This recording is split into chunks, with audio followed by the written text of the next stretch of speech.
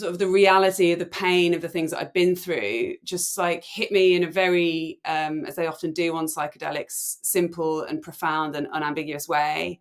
And I came away from that experience with a sort of new lens on my problem. You know, diagnoses are based on presentation, but also each clinician's interpretation of that presentation as well. So I think there's a lot more subjectivity around the diagnostic process than I understood. The new book is an exploration of different models that people can use that are helpful to understand their mental health. And I think that we need a plurality of models, and actually that kind of flexibility and not seeing your mental health problems in one specific way is really important.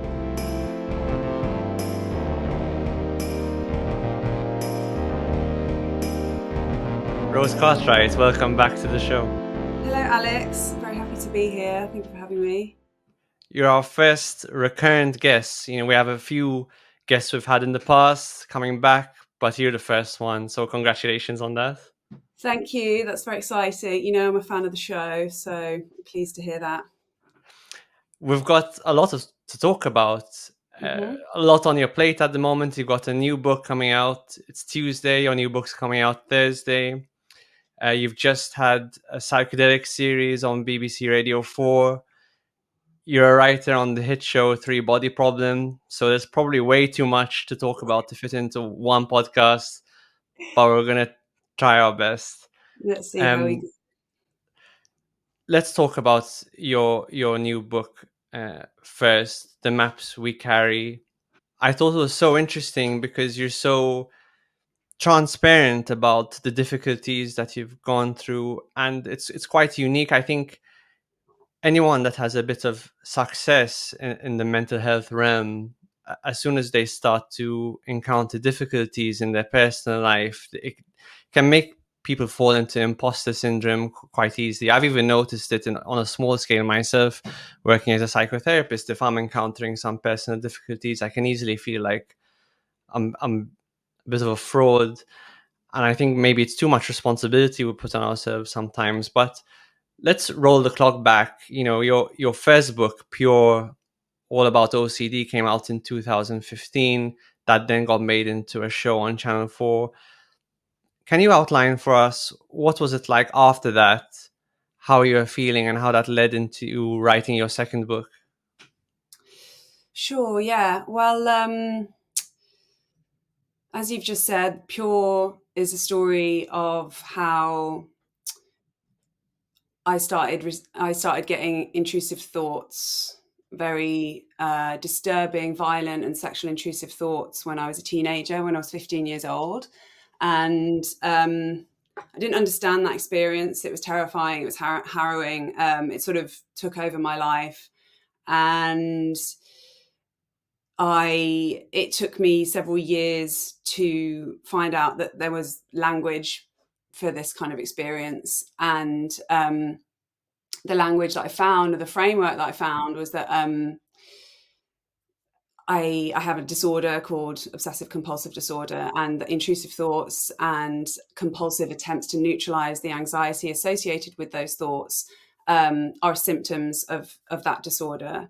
And having kept those thoughts a secret for over a decade, I decided to start to talk about them. And because I'm a writer, the natural way that I found to talk about those experiences was on the page. So I published an article that became a book that then became the TV show Pure, about that journey of discovery of finally finding language for my for this very sort of shameful secret problem that I had. And I sort of, today I'm looking back on that, and I stand by most of what I said back then. I think that OCD on many levels made sense as a description of my problems, and I still do. I still identify with having had OCD. What changed after the book came out, and certainly after the show came out, was that I started to encounter ideas that kind of challenged not my experiences, but challenged the way that they're framed as mental illnesses. And that was very difficult for me because at that point, my diagnosis, thinking of myself as having a disease of the brain, that was very dear to my heart. Like, that was something that had helped me out of a deeply confusing time in my life, and it had been a life raft of sorts. And when I, through my advocacy work, started to encounter ideas and speak to experts who perhaps thought differently about mental health problems, I was resistant at first. And maybe I could have maintained that resistance, only my mental health meant that I couldn't ignore it, because after the show came out, I had what I thought of at the time as a massive relapse symptoms, and I was really at rock bottom and desperate for answers. So the search had to continue, and that search led me down quite a different path, looking at my problems in quite a different way. And it ultimately led to me interviewing a bunch of people working in your field and in neuroscience and in psychedelics too. And yeah, it became my new book, The Maps We Carry. What were the new ideas that you began to encounter, and importantly, how did they contradict the beliefs you had about your problems before? Yeah. There was an idea out there in the ether when I was growing up that chronic serious distress um, is down to a malfunction in the brain, and that is the root cause of the distress, and that explains the distress. And because it's a simple idea, it was very appealing to me, and it wasn't necessarily something that I bought into. It was just there. That's how I understood what I was going through. And I started to learn that certainly, there's something going on, to use your language, at a biological level of analysis in OCD or anxiety or depression. Probably when my OCD was at its worst, if you'd scan my brain, no one ever did, but you would have seen a neural activity that correlated with my distress. But where my view evolved is that I don't necessarily see that brain activity as the root cause of my problems. I think the root cause of my problems essentially is chronic stress in my childhood, and that's so it's not necessarily that the new information I was learning contradicted what I understood before. It just it sort of changed the aperture slightly, if that makes sense. Yeah, and in an important way. And what your part really reminds me of what I've encountered when I've read about personal growth, and particularly what I read when it comes to psychotherapy, and how you, as you mature and you encounter different challenges in life, you go through different paradigms, Mm-hmm. and you can find a paradigm that can really help you, and it can really help you for some time, maybe a few years even, and Mm. then it can start to wear off. And there's that expression, today's epiphany can be tomorrow's crutch. Mm-hmm.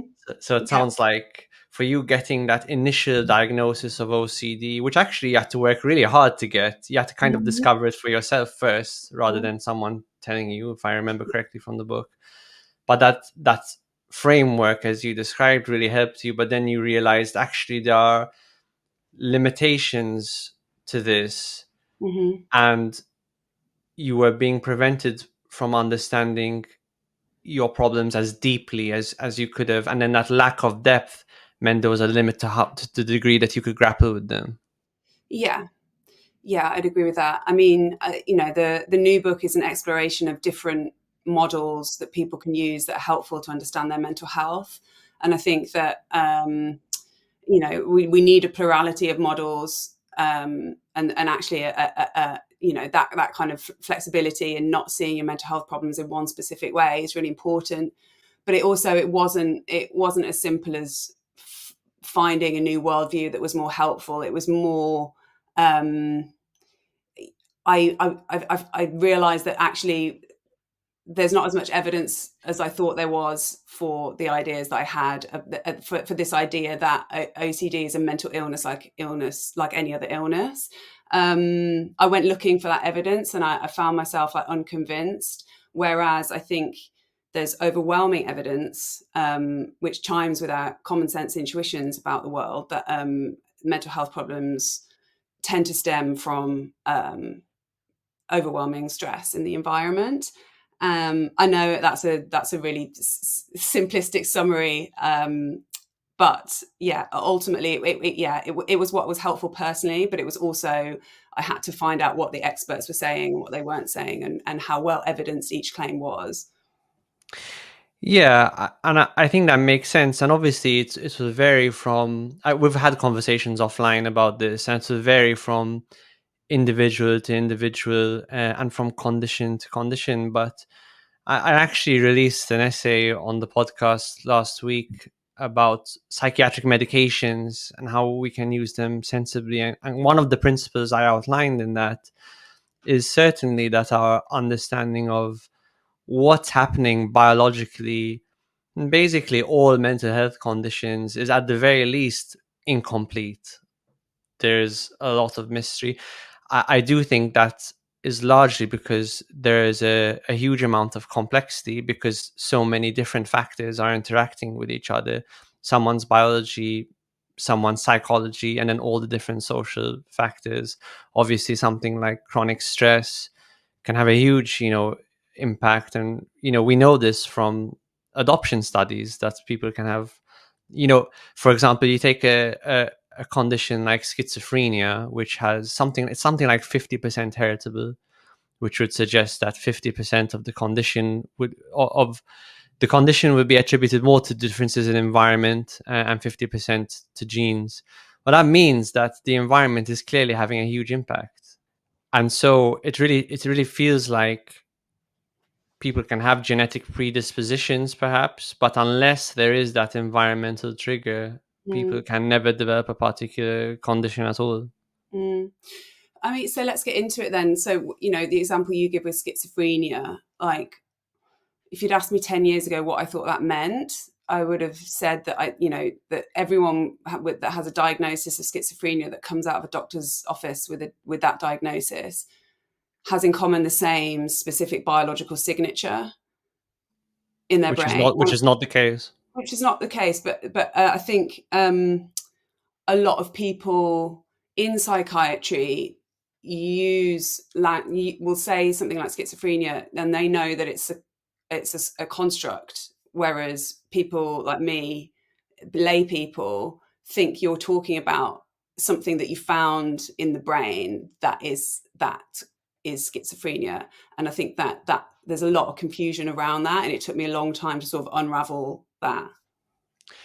Yes, and that's a point I found myself having to say more and more often as well, which is that uh, I don't think you can get away from the fact that our diagnoses are constructs. I think that's true, and they're constructs based on clinical presentation. So they're based on a collection of signs and symptoms that we know go together very often.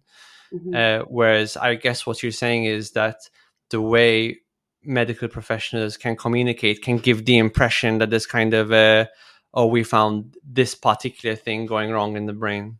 Mm-hmm. Yeah, exactly. And it's, diagnoses are based on presentation, but also each clinician's interpretation of that presentation as well. So I think there's a lot more subjectivity around the diagnostic process than I understood. Like, if you think about, like, when I landed on an OCD diagnosis, the way I characterize that, and this is a sort of a trope I see out there in the mental health advocacy space, that was the correct diagnosis and that every other diagnosis leading up to that was wrong. And when I spoke in that way, I don't think I really even understood what diagnosis means. And like if it's subjective, how can a diagnosis be correct or incorrect? It's correct if it chimes with, if someone personally identifies with it, and it's correct if the clinician in their subjective opinion, which I'm not saying it's not based on expertise and strong literature, but it is ultimately subjective. Yeah, I've lost my thread, but I think you got it. Yeah, and different problems can co-occur, and different problems can contribute to each other. So, for example, I assess a lot of patients with ADHD at the moment, which is very controversial in the media space. But Mm, very frequently, when you're assessing people who very likely meet the criteria for an ADHD diagnosis, they have a history of anxiety and depression in the past. And very typically, they're diagnosed with anxiety and depression several times before eventually they feel like it's not really the most elegant explanation for the whole scope of different difficulties mm, they've encountered. But of course, if you have undiagnosed ADHD, which will span a huge amount of problems with concentration, distraction, staying on task, hyperactivity, impulsivity, sensory overwhelm, it's much more likely that you're going to experience something like anxiety and depression. You're going to encounter things will be more difficult for you. So it's not surprising that problems can compound each other and co-occur. And maybe this is something you've experienced as well. I mean, yeah, it absolutely is. I've received many different diagnoses over the years for my problems, ranging from, OCD, obviously, depression, generalized anxiety disorder, body dysmorphic disorder. And like at each point of diagnosis, I think those labels like seemed to offer a ray of hope, and a way to understand my problem. What I'm grappling with in the new book is that, like, ultimately I think that it was a false consolation, and that those diagnoses didn't actually lead me to solutions that really helped. And my concern is that, especially you mentioned ADHD, like we've seen just an explosion of rates of diagnosis of ADHD. And I it's tricky because if you sort of express skepticism of that explosion, it makes it sound like you're denying that these people are suffering, and I'm not doing that at all. Like um, I think people are going to doctors and presenting with symptoms that look like ADHD because like they're genuinely suffering and they're struggling, and they're looking for answers. But what I see out there is that a lot of people think that when they come out of the doctor's surgery with that diagnosis, it means that that they have this specific problem in their brain that they share in common with everyone else with ADHD. And problematically, that there are targeted medications that can solve that problem. And while I think medications can be very helpful and should stay an option on the table, I don't think it's as simple as I've got a diagnosis, now I'm going to go and take a medicine to improve the symptoms. Yeah, absolutely. I think with all of these conditions, it really comes down to how the diagnosis is delivered. Mm, I mean, yeah, well, how the diagnosis is delivered and how sufficiently transparent you are about the diagnostic process and the limitations of the diagnosis as a mm, concept. And then further to that, when it comes to management, how should a person think about managing their condition? So when it comes to ADHD, for example, um, it's important to be transparent about what the diagnostic criteria are, and that a diagnosis it cannot at this stage in the game be pointing to a specific brain abnormality, because we're not testing for brain abnormalities, we're testing for a range of clinical symptoms. um, and should they meet the criteria, there'll be a whole range of ways of dealing with their difficulties, which will really depend on their specific situation. So when it comes to ADHD, lots and lots of patients have experienced trauma. Trauma is more likely in your history if you end up with a diagnosis of ADHD. And this is, of course, the case with a lot of mental health conditions. And so part of the treatment should involve addressing that trauma with specific therapies that can actually target it. Obviously, then there are lifestyle factors, various psychological techniques, medications, all of these play a role. But by being transparent about the diagnostic process and taking a more holistic view, I do think we can come up with plans and pathways for Mm-hmm. patients, which are a bit more elegant and a bit more individually tapered to their needs. Mm-hmm. Yeah. Yeah. Yeah. Yeah. I've asked a few doctors, I think including you, like what, like um, how and why diagnosis is justified, and the response that I've had back is that it's justified because it offers comfort to the person who's struggling, and it offers them a way to understand themselves. Um, but do you think that I also think that diagnosis is the result of just the way it's always been done? Do you think that, like, if it hadn't been done like that for the past 50, 60 years, like, would that be the go-to way that you would help people understand their problems? I think there are other things that diagnosis offers. I think there is quite a lot of truth in diagnosis, in that it helps us to understand that different seemingly unrelated problems often co-occur together. So with ADHD is a good example. It might not be obvious that someone who has problems organizing themselves, organizing their time, say developing a routine, organizing their personal things, and someone who also has problems with significant restlessness, fidgeting, someone who says things impulsively without a lot of self control. It's not obvious that those problems are necessarily related. Mm, Uh, but when we, carry out the research and find out that a lot of these problems actually go together in this cluster and a syndrome, if you like, mhm, it can help to people explain things which are otherwise very hard to explain. And then I also think it helps them find a degree of community, because even though people who have diagnoses of ADHD can still present very much in unique ways, there are still a lot of commonalities that can mm, be found. You do see the same stories over and over again.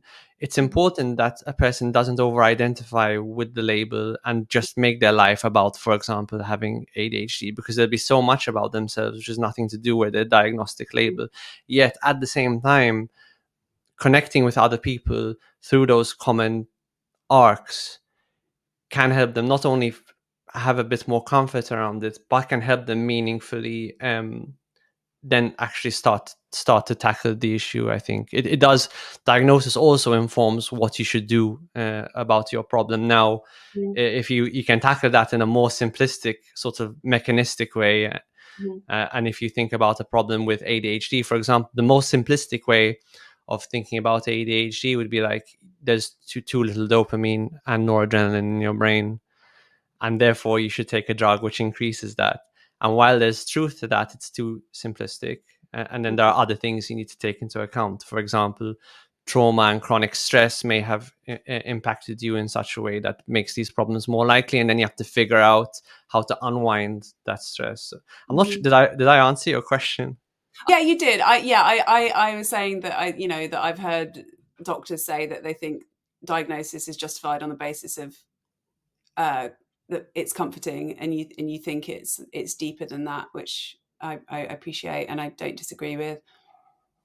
Yeah, and it doesn't help us to inform the management, but it's all Mhm. about the I think what it comes down to is the skill and the nuance with which the diagnosis is delivered, the degree of transparency, Yeah, and the degree of humility, and then how open and holistic your management plan is. That's yeah. how I see it.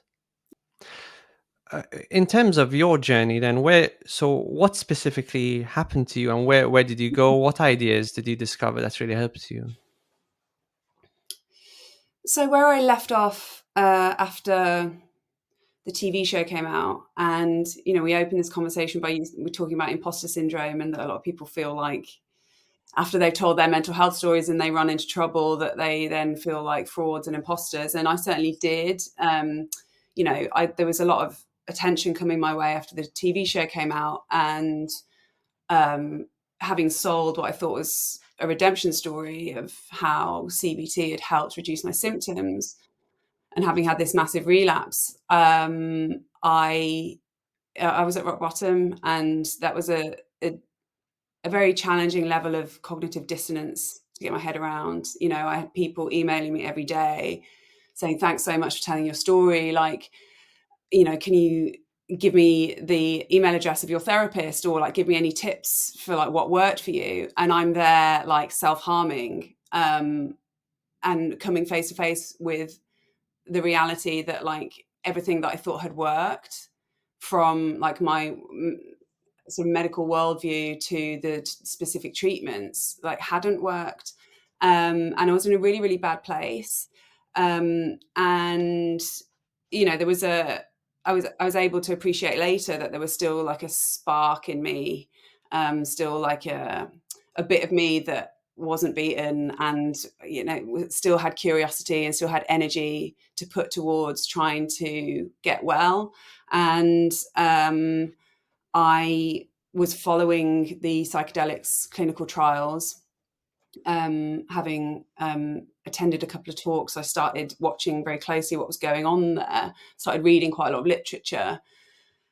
And a lot of the stuff I was reading about how psychedelics can help people become unstuck was very resonant. And the way that, you know, this word trauma kept coming up. And whilst I was aware that I'd been through really difficult things when I was a kid, um, and I'd tried to explore those things through talk therapy, there was a part of me that was still very locked off to the pain and the reality of all of that stuff. And something compelled me to explore psychedelics further. And, you know, I was very aware that taking psychedelics, especially when you're having a mental health crisis, is a risky thing to do. Equally, I felt like it was a risk worth taking, given that I felt I couldn't really get any lower. And I thought if I lost my mind, you know, there's nothing to lose. So I found a couple of psychedelics guides in Amsterdam, went in completely terrified, which, you know, I think a degree of fear and anxiety around psychedelics is appropriate, because it's a huge experience. Went in and had a massive, sort of devastating 5 gram truffle journey, and it was one of the worst days of my life, but almost also one of the most revelatory. You know, the sort of the reality of the pain of the things that I'd been through just like hit me in a very, as they often do on psychedelics, simple and profound and unambiguous way. And I came away from that experience with a sort of new lens on my problem. And I can talk a little bit more about like the childhood stuff that sort of led to me feeling the way I did. But essentially, yeah, it was that was a turning point moment in which, well, a sort of catalyst, and one catalyst in a series of catalysts that led me to reframe my problem. What do you think in terms of the psychedelics experience itself? Mm-hmm. What happened, and how do you think that led you to a deeper understanding of your problem? Um, well, it was a extremely intense experience. It was in many ways a kind of classic bad trip in terms of like all the sort of nightmarish qualities, all the incoherence, um, what I would think of as a sort of ego death type experience whereby nothing existed. Um, and at the peak of the trip, I had a very powerful vision. Well, before the peak of the trip, it was a really beautiful moment where I was surrounded by my entire family, and I was enjoying this like proximity to my mom. There was tenderness there, there was safety there. Um, and at the peak of the trip, all of that got sucked into a colossal black hole in the sky, and I was screaming and bashing my fists against my ears, begging my mom not to leave me. Um, and, you know, really kind of like blockbuster nightmare stuff. And coming round from that experience, I just mysteriously understood. I was like, oh yeah, like all of my problems are at root about the pain of dealing with a mom who had bipolar disorder and who was repeatedly taken away from me and put in psychiatric hospital.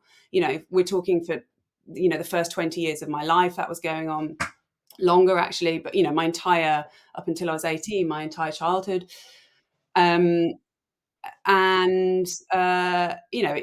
in short, those experiences, like watching her go through what she went through, hearing the things I heard, it devastated me. And I think that my OCD evolved in my adolescence as some way to kind of cope with, manage, contain, or distract me from that overwhelming stress.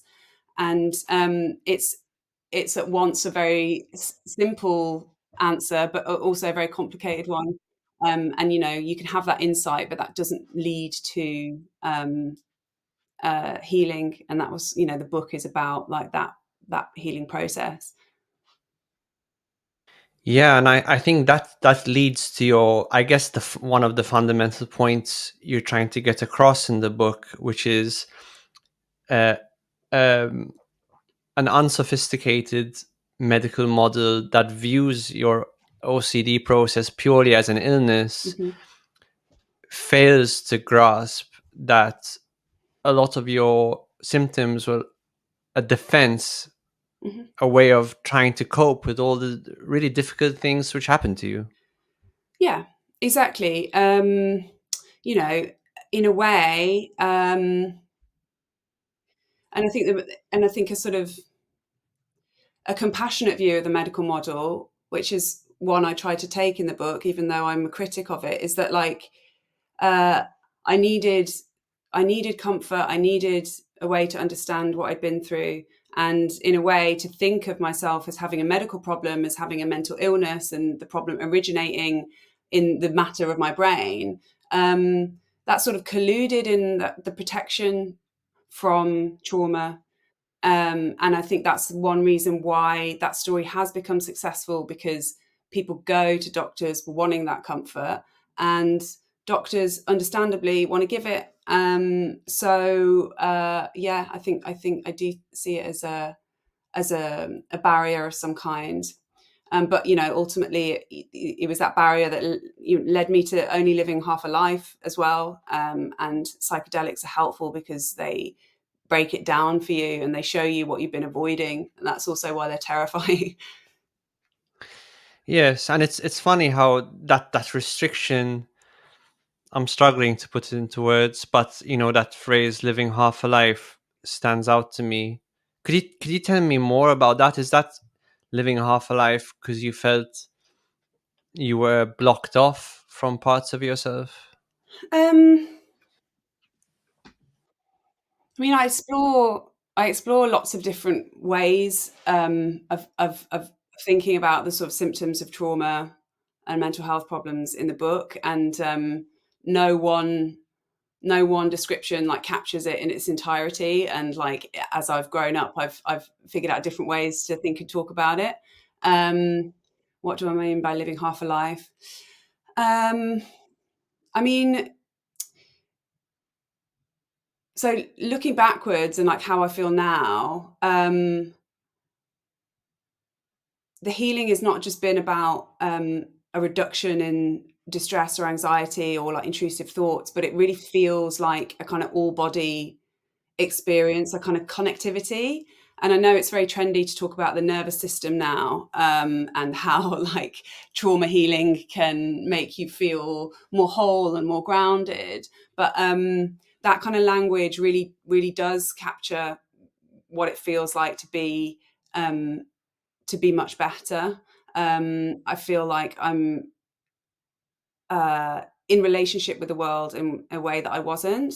I notice things like eye contact and like, what it's like to notice that when you smile, like it makes someone else smile, or like I'm more responsive to physical touch. My nervous system feels alive. So before, I think my nervous system was very, very shut down, because OCD or however you want to describe that mechanism had kind of constricted my ability to be fully present and fully relational in the world, because being fully present was terribly painful. And I think if we use trauma language, I think the trauma response is quite crude. It's like, in the book I describe it as like putting suppressant foam on a situation. It's not discriminating. It's shutting you down as a person. So half a life, I think. That's exactly what it felt like. And that trauma response, really good in the short term, can really help you through a traumatic situation, but then is problematic in the long term. And funnily enough, we see that a lot in physical medicine, that I think I may have told you this at some point. A lot of chronic health problems result from scar tissue. So scar tissue, obviously really good, can stop you from bleeding, but you get scar tissue building up over years in your liver. That's cirrhosis. Yeah. Scar tissue building up in your arteries, that's atherosclerosis, that can give you a heart attack or can give you a stroke. So it's this idea that our body, whether it's physically or psychologically, can do things that can really save our life in the moment, but then continue to interrupt our lives in the long term. Yeah. I like that metaphor. I think that medical metaphors are really apt often. Another one I like is the idea of an abscess. Like an abscess is the body like walling off a site of infection, and that's important because it stops the infection spreading, but it causes problems because then the infection can never heal. And I think Paul Conti, traumatologist, uses that, and I like it. I think it works. And to give people an idea, how many psychedelics trips did you take? It was quite a repeated process, from what I understand. How many roughly do you think it took? At what point did you start to feel like a sense of kind of relief and things really improving for you? It's really tricky to say, because I don't necessarily draw a distinction between what. It's difficult because psychedelic therapy is not a legal thing. It's not an established thing yet. So we don't really have a definition for what psychedelic therapy is. Is it psychedelic therapy if I repeat the MAPS protocols in my bedroom and trip on MDMA on my own? I don't know. Is it psychedelic therapy if I'm taking ecstasy at a rave and I'm having some profound insights about my life? Arguably not, but I had very profound experiences in casual recreational settings. And in terms of like formal psychedelic psychotherapy, so in total I did 3 like big like 5 gram, not quite 5 gram, 2 big 5 gram psilocybin journeys, and 1 hippie flip, which is a slightly lower, about 3.5 grams of psilocybin mixed with MDMA. So I did 3 big psilocybin trips, and then 6 more formal MDMA guided experiences, and then in and amongst that, raving, partying. But this was all over the space of 4 years.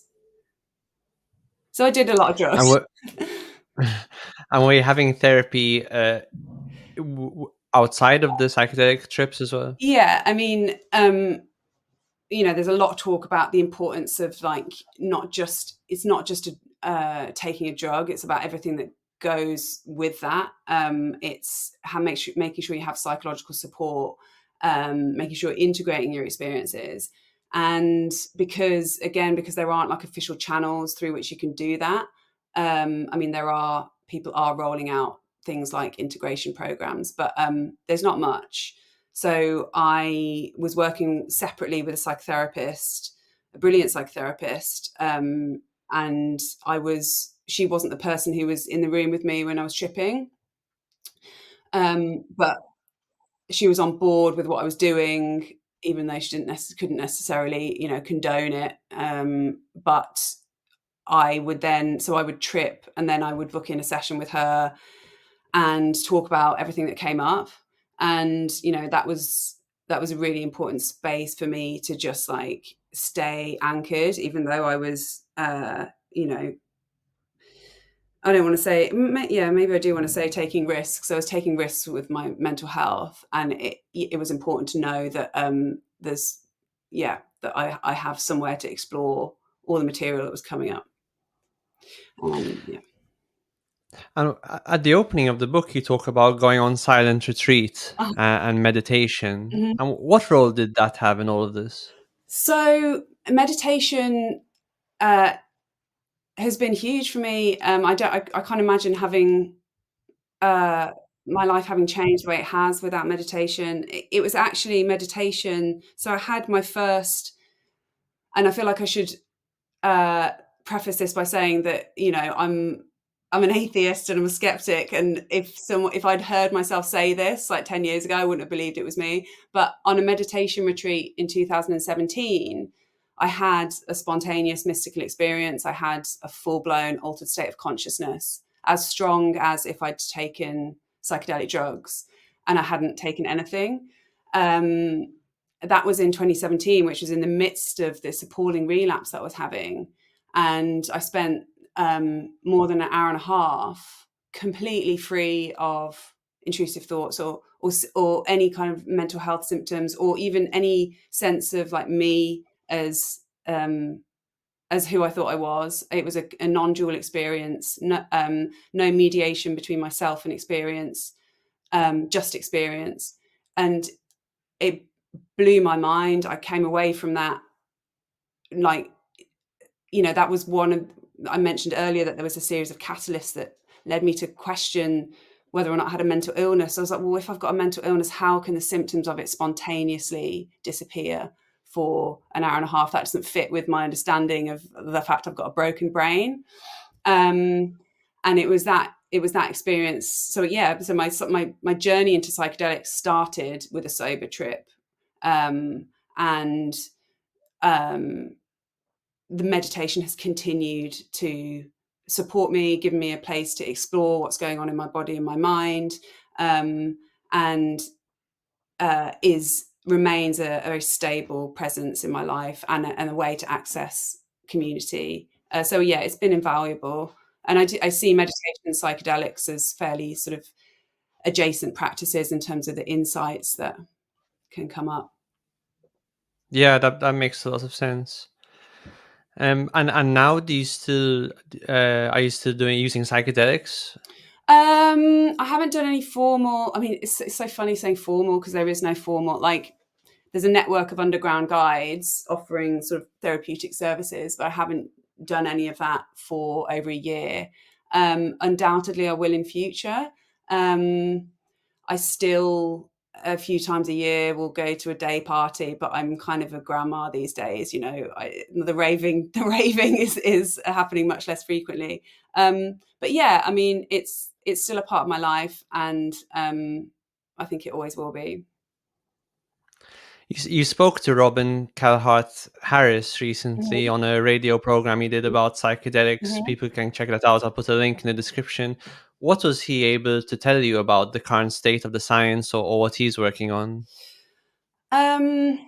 Well, the scientists are very optimistic, as I understand.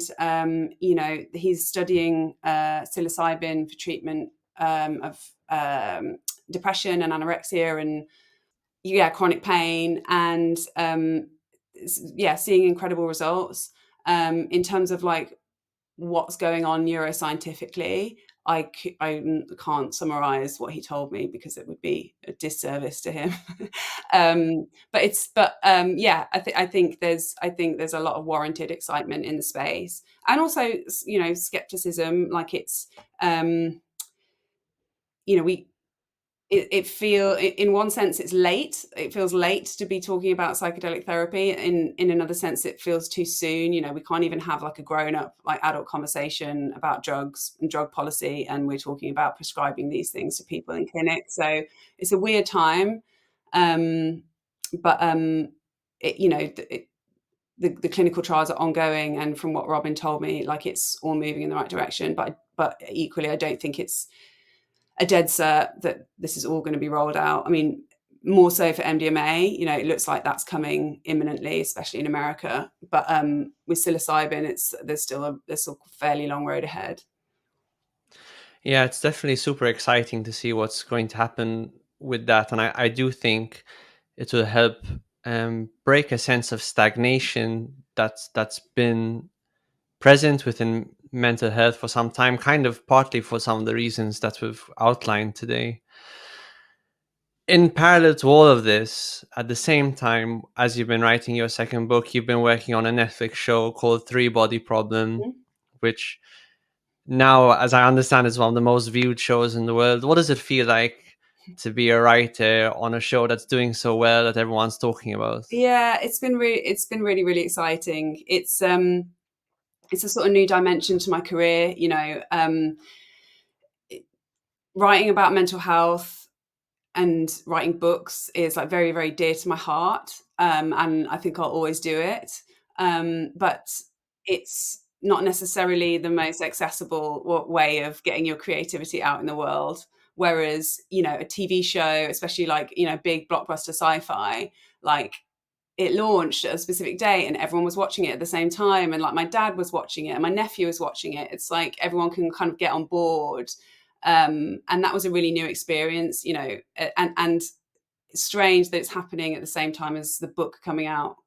Those two launches happened within 3 weeks of each other, because one is reaching hundreds of millions of people, one will have a very very modest reach. And but It's kind of a case of breadth and depth, though, right? yeah, Because yeah, the book might reach fewer people, but probably will hit at a much greater depth. yeah. I hope so. But yeah, no, it's been really really cool. I don't think I could do the mental health stuff and like write books if I wasn't also doing the screenwriting. Just practically, I need those strings to my bow. But yeah, it was fantastic. Shooting a show like that is a wonderful experience, and it gave me a lot of community. Like a film set is a village, and you spend 10 months there, and that was a huge factor in my mental health as well. I felt it when we stopped shooting. I felt the loss of not being surrounded by people every day and being engaged in creativity. I think that's a really sort of undersold aspect of mental health generally, is having people around you like united in something meaningful. Yeah, it's been wonderful. And on this project, you got to work with the creators of Game of Thrones. Mm-hmm. What do you think you learned about the writing process from them? Wow, that's a big question. Yeah, David Benioff and Dan Weiss, my co-writers and friends, you know, they they came off the back of Game of Thrones, and uh, they decided to try and make something arguably even more ambitious, and even just that as a move as a play was really inspiring to me, because they are under like so much scrutiny. You know, the wind blows strongest at the top of the mountain. Like they're at the top of the mountain when it comes to TV production. So just like watching them just like cope with the pressure of doing what they do, was really inspiring. um, they've taught me they've taught me so much about characterization, about story structure, about the constraints of budgets on locations, and it was a really like 360 immersion into TV writing. um, and yeah, I also I was working under them, like supporting them as producers as well. And it's not just writing, it's like taking your script to the point at which you're shooting and going up to the writers and giving them critique on their lines and their intonation. So it's a much more involved process than writing a book. And yeah, I'm lucky that I got to do it alongside them. Very lucky. And then I might ask a different question, which is, what do you feel you were in a position to uniquely add to the show? What could you deliver with your voice Mhm, in terms of the writing on that show? mhm. Um, I mean, I think, it's a room. The writers' room is like full of very, very strong writers. I don't think I'm necessarily unique in my dialogue because everyone's dialogue is brilliant. But I what I love to do and think what I'm best at is just like getting into people's ears and inhabiting characters in a really natural way that makes people on the page feel like real people. That's what I love to do. Many different aspects to writing, like, structuring the story beat by beat in a writer's room with cue cards up on the wall is very different to sitting down and running characters' lines in your head and figuring out how they speak and what's going on in their heart. And that's the bit that I really love. And um, I think, or I hope you can feel it in the dialogue that I created for that show. Yeah. Yeah. For a long time, sci-fi has been a really interesting genre to use, fantastical ideas Hmm. to express, interesting or important themes about what's happening now. You see this with Dune 2, which is also out at the moment, which is also which I would also highly recommend. Um, what are some of the themes within Three Body Problem that you really gravitate towards, that you really think, oh, these are messages really worth expressing in the show? Yeah, I mean, so humans have just found out that aliens are coming in 400 years, right? And but the show isn't about aliens at all. It's about human beings, and it's, for me, what I resonated with in the material, and this comes from the books by Sitchin Liu, which are just fantastical in their scope, um, was this idea that was a question really. It's like, can human beings collaborate and cooperate when they face existential threat? And I think one of the reasons why this show's been really successful is because it feels like, and I think every generation feels like this, it feels like we are facing unique existential threats right now. And you know I've seen it read into Three Body Problem that the aliens coming is a metaphor for climate change. And climate change is a theme in the show. I don't think that's necessarily as sort of explicit top line, but it certainly makes sense as an interpretation. In the episodes 1 and 2, we show lots of deforestation. When Jer invites the aliens because she feels like human beings are going to destroy the planet unless we have intervention. But yeah, I mean, I think impending aliens is a very broad metaphorical container for our fears right now, which is why it was a fun place to play as a writer. Yeah, and aliens always have been, in a way. Aliens, I guess, first became aliens were first injected into the popular culture right after we created nuclear weapons. Mm-hmm. And I don't think that's a surprise. And I think among all the existential risks, climate change, pandemics, I think nuclear weapons, I certainly feel, with particularly with the war in Ukraine, obviously Mm. there's this rising feel of existential threat from world war, nuclear weapons, things along those lines. And Three Body Problem definitely captures that sense of angst Mm-hmm. that we can all feel, that this could all go away very quickly, Mm-hmm. which is really a very new thing. It's only about 70 years old Mm-hmm. that any given human could feel like the entire world could collapse. I suppose in the past, a person might think, okay, my society might collapse, Mm-hmm. but there's something categorically different about thinking the world itself may end as a result of human intervention. Yeah, no, definitely. Yeah. And it's, when I first interviewed for the show back in 2020, the boys asked me whether or not I was a sci-fi fan. And I said, not particularly, because I'm not. I love a bit of grounded sci-fi, but like my background, my reading background, my reading history is not in sci-fi. But I said to them, what does interest me is metaphor. And, metaphor has been really helpful to me in my healing from mental health problems as well. Like, metaphor is like, um, comparing one thing or looking at one thing in terms of another. Um, and for me, metaphor is about integration and immersing myself in stories and especially metaphorical stories was like a really important part of integrating my psychedelic experiences, of like staying open and exploratory rather than getting sort of fixed on another static idea about what my problem was. What it's so hard to succeed in a creative Mm-hmm. profession, and anyone that is trying, we're always looking to people who have achieved a certain level of success to try to learn from them. What advice would you give to someone who's either starting out as a writer or really in any creative field? What advice would you give them as to how they can push forward? Mm-hmm.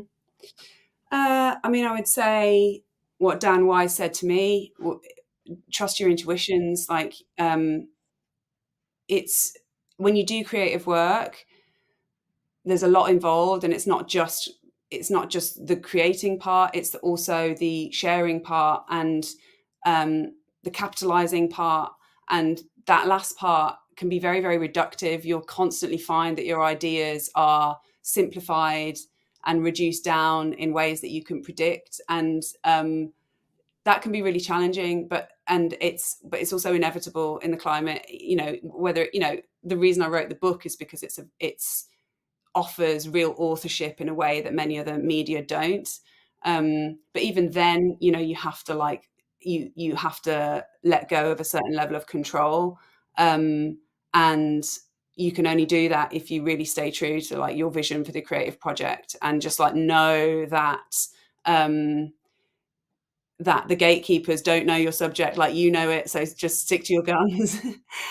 Just keep going. Yeah, and I guess even with a book, you have a lot more agency, but you can't control how someone might interpret what you're saying or how they may react to what you're saying. You can't. And for example, even just like the editorial process, like having other people write about your work, that is dictating the way your work lives in other people's minds, and you can't control that, and you have to sort of become non-resistant to that. I was interviewed by Broadsheet recently, and in like over an hour's conversation, I probably said one line about brain chemistry, something along the lines of whatever these chemicals did to my brain, it was really powerful. And I'm no doubt that I did say that, but that was the one pull-out quote that they used and it's like you can't, and it's not false. Like that's I did say that, but just even like the way things are weighted, could, yeah, you can't control that, but it's okay.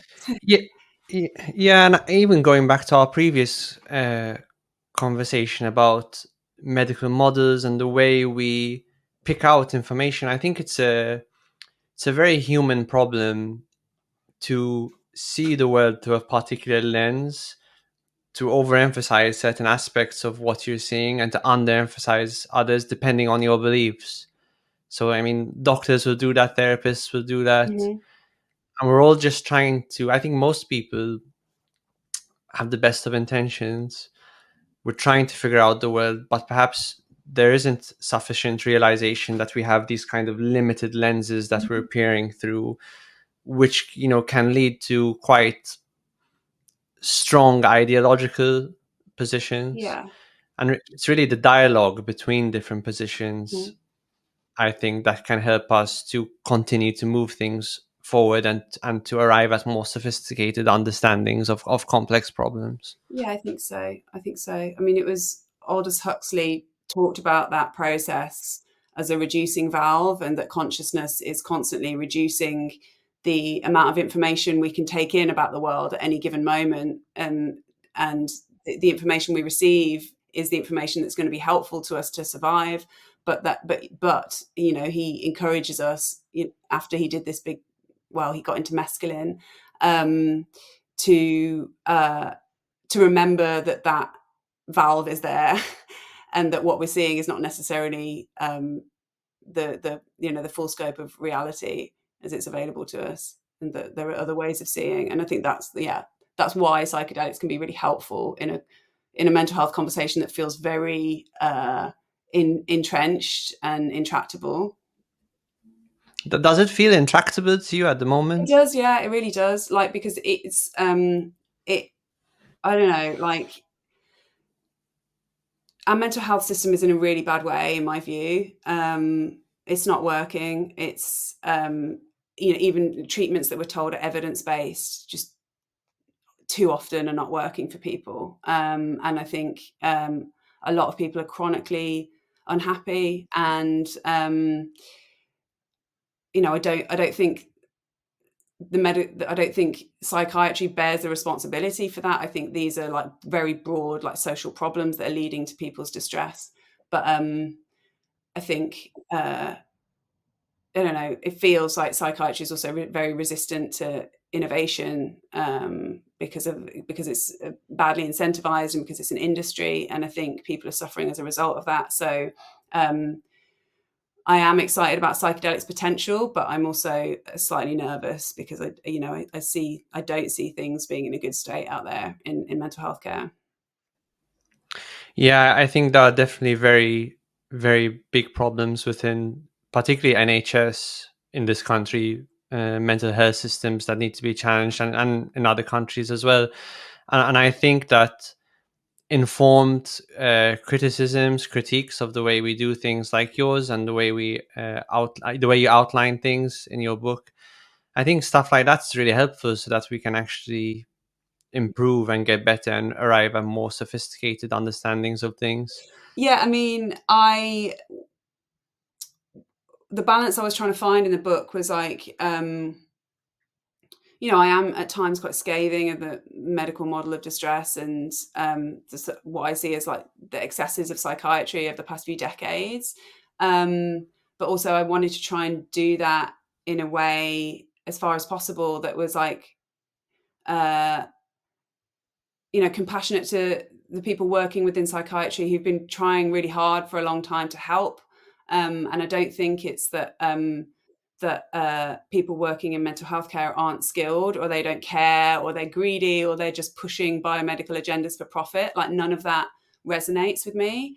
And I've I've read a lot of critical psychiatry literature, and a lot of it I'm very on board with, except that I find the tone of it quite grating sometimes. That it's just sort of repeating the credulity that's part of the problem in the first place. Yeah, I guess the book is an attempt to be critical, but yeah, in a sort of consolatory way, if possible. Yeah, and I think that comes across. And I also think that change happens at different levels. I know many psychiatrists and other mental health professionals that I don't think they would largely agree with what you put in your book. Mhm. And I think it's once you get sufficient individuals within a system who start to change their way of thinking, that then the system, I think the system itself is usually the last thing to change. Mhm. Yeah.